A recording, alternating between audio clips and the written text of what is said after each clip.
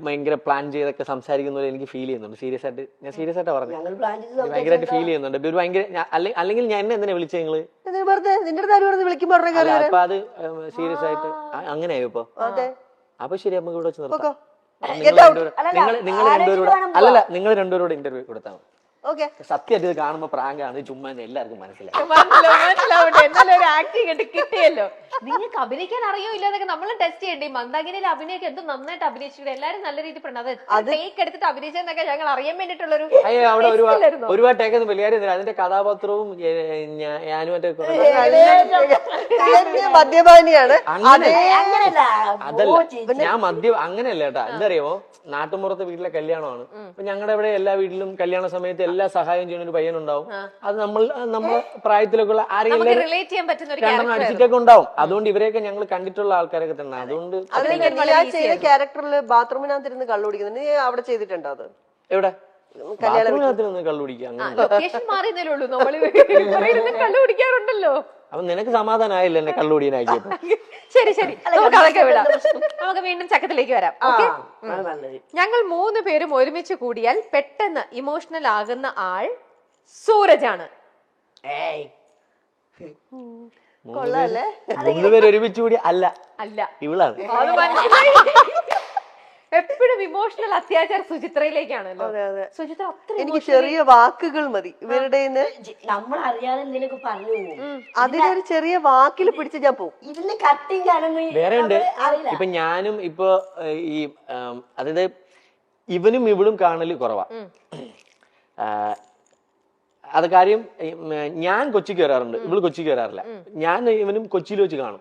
എന്തെങ്കിലും വർക്കോ ഷൂട്ടോ എന്തെങ്കിലും പരിപാടിക്ക് കാണാറുണ്ട്. അപ്പൊ ഞങ്ങള് ഇപ്പൊ പരസ്പരം ഇവിടെ വെച്ച് കാണുമ്പോ കാണുന്ന ദിവസം ഞങ്ങള് ചിലപ്പോ ഭയങ്കരമായിട്ട് എൻജോയ് ചെയ്ത് നടക്കുമ്പോ ഇവള് അവിടെ ഇരുന്നിട്ട് ഞാനില്ലാതല്ലേ അല്ലേ ഇവളിരിക്കും. അപ്പൊ ഞാനില്ല, ഞാൻ കൊച്ചിക്ക് വളരെ വിരളിലെണ്ണാവുന്ന പ്രാവശ്യം വന്നിട്ടുള്ളൂ, മൊത്തത്തിൽ വന്നിട്ടുള്ളൂ.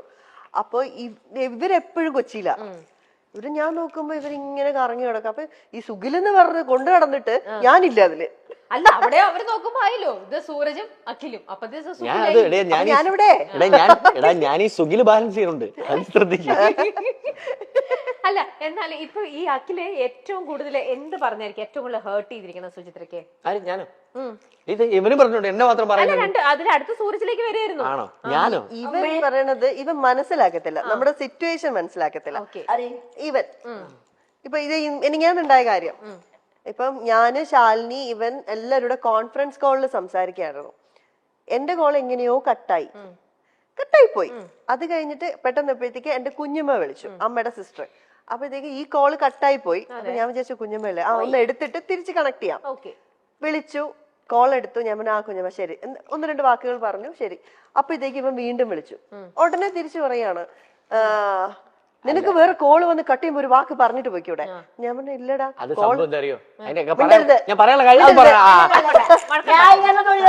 മിണ്ടരുത്. അപ്പൊ ഞാൻ പറഞ്ഞു എടാ ആ കോള് കട്ടായി പോയി. അപ്പോഴത്തേക്കും ഞാൻ നിങ്ങളെ വിളിക്കാൻ തുടങ്ങിയപ്പോഴത്തേക്കും എന്നെ കുഞ്ഞമ്മ വിളിച്ചു. അപ്പൊ അത് കുറച്ചു നേരം സംസാരിക്കുള്ളൂ. അതെന്താ ചോദിച്ചു, കട്ട് ചെയ്തിട്ട് ഞാൻ തിരിച്ചു വിളിക്കാൻ തുടങ്ങായിരുന്നു. അപ്പോഴത്തേക്കും നീ എന്നെ തിരിച്ചു വിളിച്ചു. മനസ്സിലാക്കാറില്ല. ഞാൻ പറഞ്ഞുതരാം. അതായത് അല്ലല്ല, ഇതൊരു സംഭവം ഞാന്, ശാലിനി, ഇവള് നമ്മൾ 3 പേരെ സംസാരിച്ചോണ്ടിരുന്ന. അപ്പം എന്തോ കാര്യം സംസാരിച്ചോണ്ടിരുന്നപ്പോ ശാലിനി ഇവളോട് എന്തോ സീരിയസ് ആയിട്ട് സംസാരിക്കുകയാണ്. ഞാനിത് കേൾക്കുന്നുണ്ട്. ഞാൻ നോക്കുമ്പോഴേ ഇവിടെ കോളിലില്ല.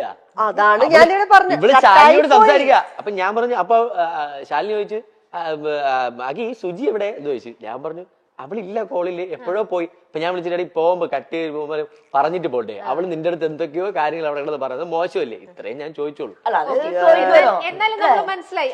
അയ്യോ ഇതൊന്നും അല്ലായിരുന്നു, ഇങ്ങനെയൊന്നല്ല. ദൈവമേ, എന്റെ ഫോണിൽ റെക്കോർഡിംഗ് ഇല്ല, ഞാൻ എന്ത് ചെയ്യാൻ? ഇനിയിപ്പോ ഇവരുടെയൊക്കെ കള്ളത്തരങ്ങൾ പൊളിക്കണമെങ്കിൽ റെക്കോർഡിംഗ് നേരത്തെ അഭിനയിക്കാൻ പറഞ്ഞില്ലേ, ഇവളുടെ അഭിനയിക്കാൻ പറഞ്ഞില്ലേ ഈ ഇന്റർവ്യൂല് വരെ? എന്തിന്?